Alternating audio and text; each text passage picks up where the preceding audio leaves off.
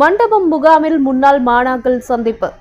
மண்டபம் முகாம் மேல்நிலைப் பள்ளியில் படித்த முன்னாள் மாணாக்கர் சந்திப்பு, பரிசளிப்பு மற்றும் பாராட்டு விழா நிகழ்ச்சி நடைபெற்றது.